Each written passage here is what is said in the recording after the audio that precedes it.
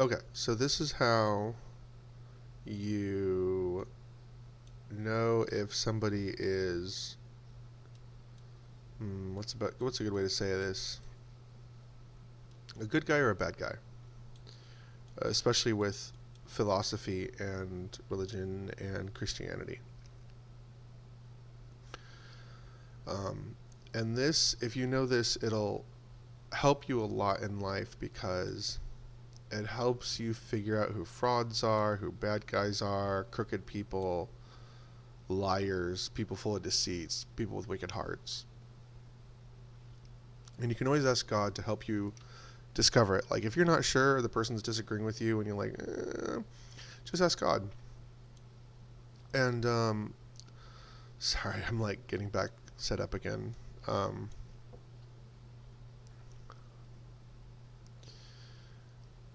And here's what I've done when I don't trust myself to hear or feel God's voice. And that is, I'll have him tell other people. So one time I thought I was going to marry this girl, and God had some things to say about that. And I was like, if you're really serious, have my friend Alex tell me. And God's like, I really, really want you to behave this way, to heed my warnings. And I was like, you know what? If he tells me, I'll do whatever you say. And he said a third time, and I was like, if you tell him, I'll do whatever you say. And so all of a sudden, my friend Alex goes, hey, you shouldn't be with this girl. Because if she's going to act like this now, she's going to act like this later. And so I thought, okay. That was the end of the conversation, because if God gives you a warning, you want to heed the warning, because the future version of yourself will be thankful. Because there are mighty reasons why because God knows your weaknesses, your failures, your faults, and your temptations. Okay, so let me teach you what I learned so you can be wise as well in and being able to premeditate good situations and bad, and good quality of people versus bad quality people. Matthew 7:15 through 20. Watch out for false prophets. There's an exclamation point there. Watch out for false prophets. They dress up like sheep, but inside they are wolves who have come to attack you. You can tell what they are by what they do. No one picks grapes or figs from thorn bushes. Okay, so a fruit tree is a good tree, feeds you. Thorn bush is a tree or a plant that bites you. So there's a distinction. They're different. We're acknowledging they're different. A good tree produces good fruit, and a bad tree produces bad fruit. So again, they're different, and that's significant. That's a claim on reality. A good tree cannot produce bad fruit, and a bad tree cannot produce good fruit. Another claim on reality. Every tree producing bad fruit will be chopped down and burned.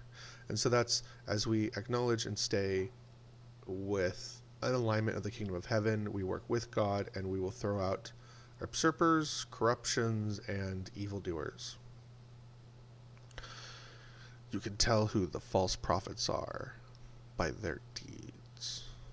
Sorry, I like theater. By their deeds. Okay, so, what am I going around doing? I'm talking about Jesus. I'm trying very hard to be factually accurate. I'm trying very hard to show you reproducible results, right? I know a lot of Christians don't. It's all clouds and brimstone, or clouds and hate. I shouldn't say that that's what most Christians do, but that's what a lot of people think most Christians do, and we kind of have that stuck in our head. But 90% of Christians are very soft-hearted. Just there are trolls out there, like there's trolls out there for anything. But yeah, so if you're ever wondering if somebody is legit, And you can do this in relationships too. If you want to know if like a girl's going to be a good girlfriend, how does she act? How does she treat her friends? Is she full of gossip? Is she saying she's a good person, but you never see any reason to believe that? Might not be someone you want to date. Or you see someone who's like proactive about their life. They know what they want to do, and they've got a good heart, and they keep God's commandments, right? They keep his confident creeds, his ways of the world. That's good. She'll tell you no. That's really important. Have a girlfriend that says no. That's very, very important. Because that girl will help you become a better you. And the same things for boys. Can a boy hear the word no? Where was I going with this episode? Oh yeah, Joe Dawson. Okay. Can a boy hear the word no? That's very, very important. If you're trying to help him grow up, hey, what's your plan for the future? If we're in this for the long run, and if we were to get married, what? Do you want me to work? Are you going to work? Do you have dreams? Do you have a plan? Is there a place you want to live? Have you thought about that? There's nothing wrong with dating, but one of the reasons why Christianity only allows sex inside of marriage is it promotes a good use of your time. So, beyond being part of God's... So God's designed it this way to funnel your efforts forward, your best efforts forward. So watch this. If you can't have sex till you're married, you're going to put a lot of emphasis on marriage, and you're going to plan it out. And I know a lot of people say, well, then you get into a marriage and the sex is really bad. Sure, I get that. But this is why you need to confirm your dreams with God too. And remember, God can change people, so don't fret. Because you can tell him, like, hey, God, I'm sure there's things I'm forgetting. Can we keep this open for discussion after I'm married? So if something goes bad, maybe you can turn it around. And God will turn everything around. And if you're really, really, really, really worried, have him prophesy it. Hey, God, tell me that I'll be really happy with my romance with this gentleman when I'm married. Or that he'll be a good father when I'm married. And have people come up and tell me that. Anyways, yeah, so if you and your boyfriend or you and your girlfriend wait for marriage, you're going to have to learn to get along without physical fun. And that means you'll work on the relationship. And then when you get married, you'll already have a good understanding and good social experimentation and direction. Because sex is so much fun, if you deny yourself that, you're going to get to the headaches fast. And so instead of having these in 5 to 7 years when most divorces happen, you'll have them now. And so by the time you get to 5 to 7 years, you'll have already solved most of these problems and find out where your support systems are from. Sorry, COVID's like drying out my throat. I should find some throat lozenges. So you can judge people, and judge doesn't mean like pridefully calling people bad or good, but it means you're trying to figure out and weigh their qualities, right? God measures people by their heart.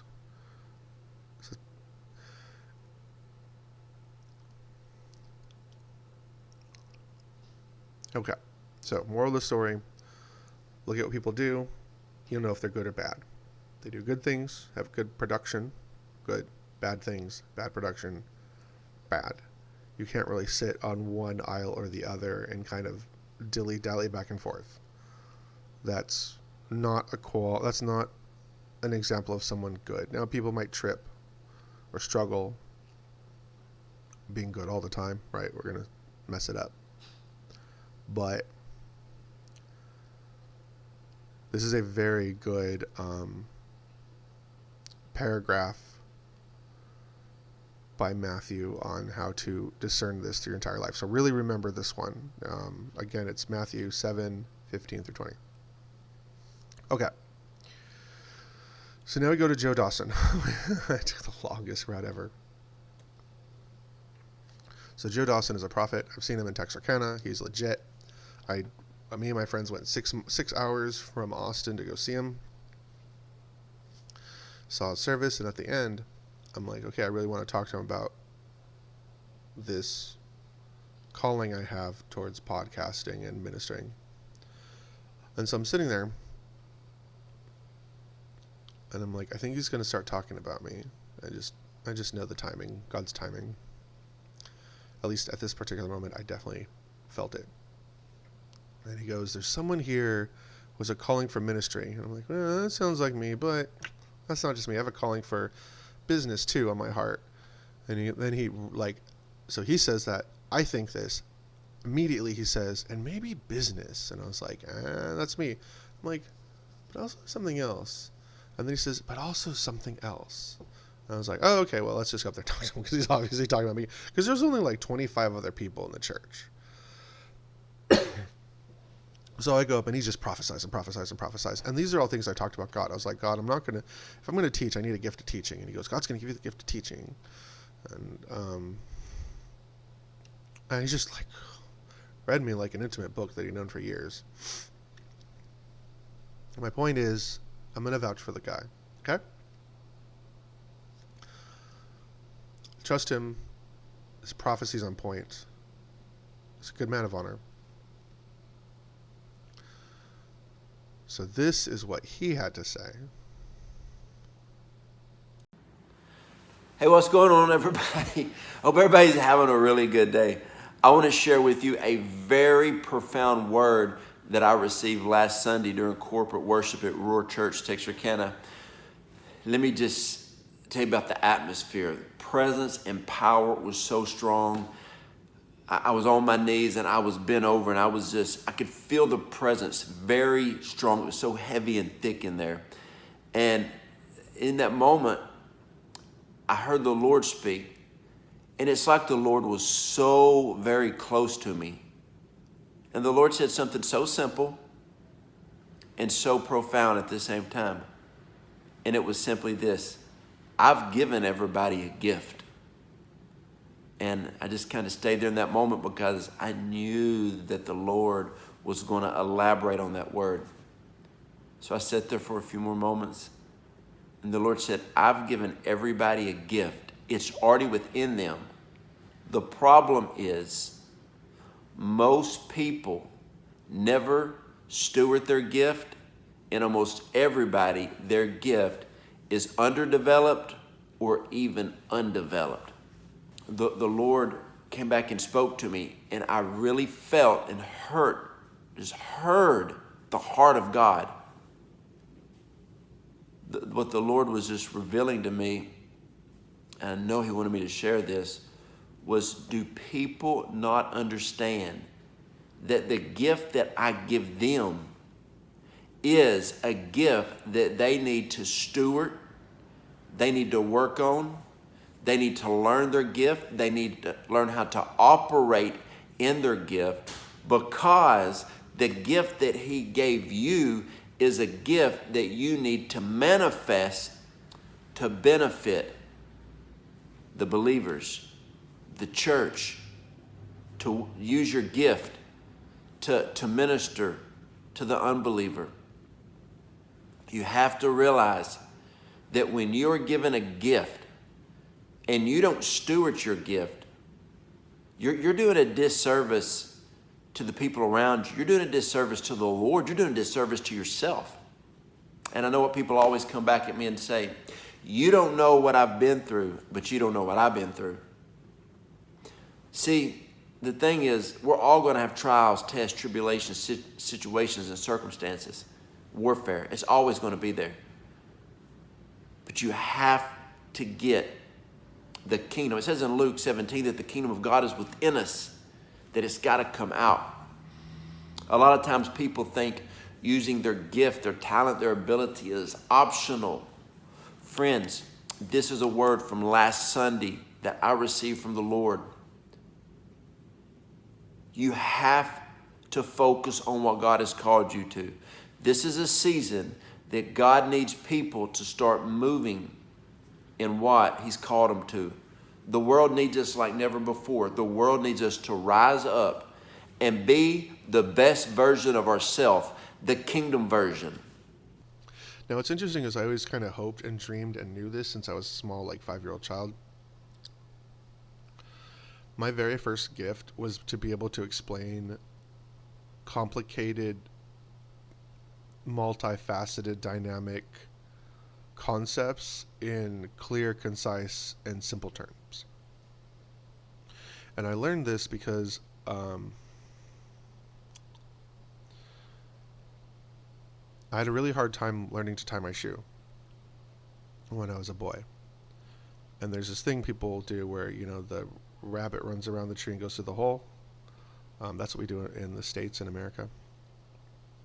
And I couldn't wrap my head around it. Let me see if I have a shoe I can just show you.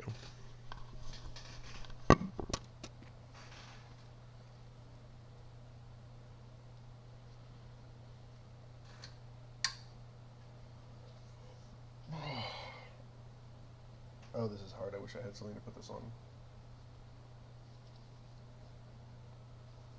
Alright, so normally, I just put it on my shoulder. So normally, I know it's hard to see, people make a single loop and they run it around and go through and then pull it tight, right? But that didn't make sense. I don't know if you heard that. I had the microphone on the floor, on the desk. Okay, but here's what's different from me. Hopefully you can hear with the microphone. Is I made bunny ears, because that was simple.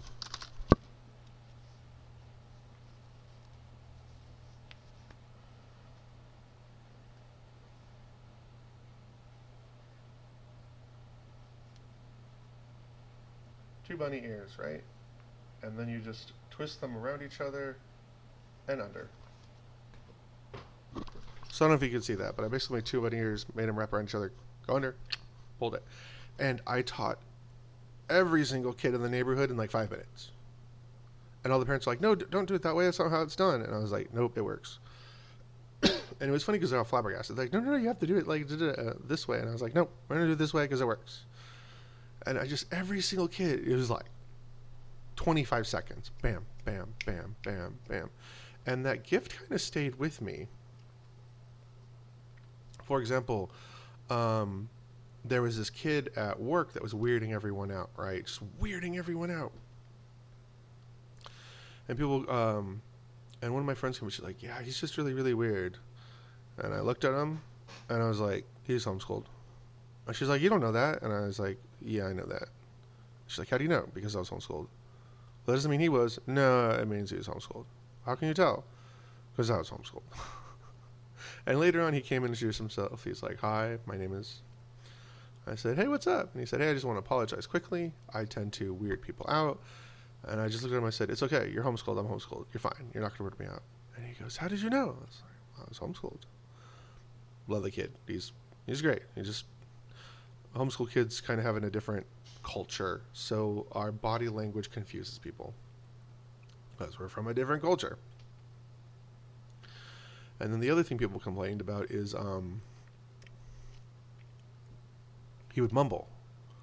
And he would get his words all mixed up. And like, oh, I think he's autistic. He's mixing up his words. And I was like, maybe, but I doubt it. Well, he's just hard to understand. I'm like, I doubt it. Finally, he comes up and he's like, blah, blah, blah, and everything mumbled. And I looked at him. I looked at him. And I was like, hey, what? Slow down. He goes, what? Oh. And he speaks slower. And I'm like, there you go. Man, when you talk that fast, you trip over your own tongue. Stop it. I know you got a lot of things to say, but you need to slow it down to get it out of your mouth. He goes, thanks. I didn't even think about that. I was like, yeah, no problem, man. You have gifts. Let me explain one of them. I have a friend who's so good at reading social cues, light's hurting my eyes, that he could predict what people were going to talk about, how they were going to respond, what they were going to say, and how it would end. And I can do that too, to a degree. I'm just that astute, but I turn it off because I love people and I want to socialize, and socializing isn't just about hearing the words that come out of people's mouths. It's about intimacy and interaction. So I have to tell my friend, I'm like, it's not that we're dumb, it's just that you're really fast. You're like Goku. And I had another friend who always said people are dumb. They're like, oh, I don't know how white people don't understand. And I looked at him and I was like, David, it's not that we're dumb, it's that you're really smart. And he goes, well, anyone can be that smart. I'm like, no. Like, I can look at someone and tell you like all sorts of information on them, but you can't, and I don't expect you to, and you can't expect us to have your IQ. And I had one other friend who was the same way. He would always say, people would frustrate him. Like, I don't get why people do this, people don't do that. And I looked at him and I said, hey, man, look, I bet you can multiply. I bet you're really good at math. And he goes, yeah, I can multiply 4-digit numbers in my head. And I go, normal people can't do that. And he's like, they could train. I'm like, maybe, but I bet it's easy for you. And he's like, yeah, I'm pretty quick. I'm like, we are not. So it's not that we're not trying. It's just what takes us 50 seconds. What takes us 5 minutes takes you 5 seconds. So you need to be patient with us. So that's how gifting works. You know, there's gifts for everything. There's gifts for teaching. There's gifts for being patient. There's gifts to have a generous heart. There's gifts for, and these are gifts of character, right? Gifts of personality. These aren't like the 9 gifts of the Holy Spirit. But I'm saying this to you. If there is anything that is easy for you, like some people will say, oh my God, people are sheep. People are sheep. Like, no, you're just a natural, inspired leader. Moving people from one place to the other and negotiating where the sheep go is easy for you because you're a shepherd. But you're mocking those that don't have your gift, which is foolish. You could take this gift and nurture it and become a leader of men. You could become a politician. You could lead people towards something great that matters. You know, you could join escapes me right now, group of people who want to do something like, you know, like an environmental group or something. Or a lawyer, you know, motivational speaker, Sunday school teacher. There was one guy on the news that was angry. He wanted to get paid to just do nothing. And they made fun of him, and I looked and I was like, no, this guy has a gift and a hunger for philosophy. And if he learned a philosophy or learned Christianity, like, he could get paid to teach Christianity. He could get paid to be a minister, a pastor, a Sunday school teacher, or get a job where he does something, then does Sunday school work on the side. You know, or watches over kids at a youth group. That's always needed. Man, I don't know what it was, but the people that like helped out with the youth groups at church, they were some really righteous guys. Like, they just had a genuine love and were just upstanding. I really liked them. Grow your gifts. They become magical. And like, God will help you take them wherever you want. Like, one of my gifts was understanding people's hearts. So I was like, God, I want to know your heart. I want to know how this works. I want to understand the Bible. I don't want to not understand the Bible. I want to understand the Bible. And God would say, hey, what do you want? I was like, I want to understand you. I want to understand your heart. I want to understand your mind. I want to understand your heart. I want to understand your mind. And just chant that over and over again. I'm serious. I'm serious. I'm serious. I'm serious. I'm serious. I'm serious. I'm serious. Tell me your secrets. Because I want them all. With the same fervor of people who climb mountains but with nothing but a bag of chalk. Because it's there, because I can, because I want to. And so now when I read the Bible, I understand it in a way most people don't. And I can tell you exactly what's going on. And because I can tell you exactly what's going on, I can tell you exactly what's happening in a dream. My friend had a dream one time, and she said, I had a dream where I broke up with my girlfriend for another man. And I looked at her and I went, yeah, you're going to break up with her because for some reason you're going to find Christianity. And she went, huh. And she's like, when? I'm like, 5 weeks. It just made sense to me. And she goes, okay. And then 5 weeks later, she broke up with a girlfriend because of Christianity. Because I bother God. Because I ask him to push my gifts, to grow my gifts. And be careful what you wish for. So that's one other thing I need to warn you about Christianity. Is God will give you what you ask for. Like once you actually like set yourself into gear, because if you're like half in, half out, like maybe not, maybe this works, maybe it doesn't, you're gonna get a maybe this works, maybe this doesn't kind of result. So you'll get like little bits of pie, little bits of breadcrumbs to follow, and then you get all in and you focus your eyes going forward. Set your back in gear. Okay, this is an adventure. I'm going on this adventure because, dang it, if Mr. Paladin One / Joshua is right, then this is my only way to have a Lord of the Rings adventure. And if there's a Lord of the Rings adventure out there, I'm going to get it. I'm on mine. And it took nothing but my free time. Not even my free time, the time I wasn't using. You could be at work and pray. You've got friends who are looking for loved ones. You've got family members who need promotions. You have friends who need money. You have other friends who need to find God. You want to have a good day. You want to meet a pretty girl. You want to meet a handsome, loving man. You just pray and pray and pray and pray and pray, and you will. I'd be at work and I'd say, hey God, I want to meet a pretty girl that was willing to model for me, that used to be a dancer, that is older, so she's like mature and mellow.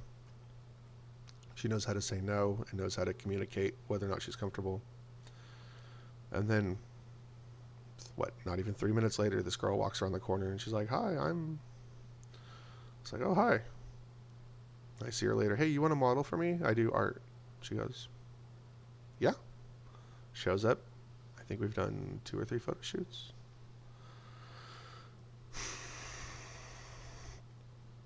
I love you guys. I want you to have your dreams. I want you to have the relationships of your dreams, even if you're already married and everything seems horrible. I will show you how to fold reality until it's a spiritual sword that you can cut down the roots of misery. I am not kidding. If you're stuck in misery with your spouse, start praying. And remember, it says to just persistently bother God. Ask and you shall receive. Knock and you shall. Ask and you shall receive. Knock and the door will be open. Seek and you shall find. And then you just hammer that, and you'll start to see the responses. Make my husband kind. Help him with his heart. Help him find you. Help my wife be kind. Help her be generous. Help her be gentle. Help me meet her there. Help us meet each other. Help us meet you, God. Move us forward. Make us stronger. Help us find a church that doesn't bother us. Help us find a church that is interesting. Help us get along with our kids. Help our kids calm down. Help us to get on the same wavelength as our kids. Help us get things in order. Help things get easier. Help us find more free time. Oh, by the way, a secret to more free time is don't forget the commandment about the Sabbath. 1 day a week, right?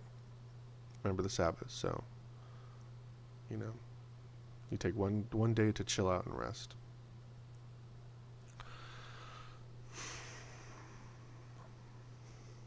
Put your back into your prayer. Figure out what you want. Pray about it. Put your back into your prayer.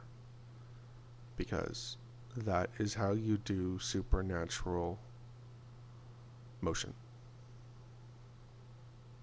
And encourage your gifts. Work with your gifts. And if you want more gifts or new gifts, dude, just ask. I got here and it was a struggle. It was endurance. It was painful. I'm not sure I'd do it again if I asked myself now. But suffering was easy because all I had to do was suffer. Anyways, I really hope I've impressed upon you guys to follow your dreams and use the power of Christianity to heal and improve and forge your life in a direction that matters to you most.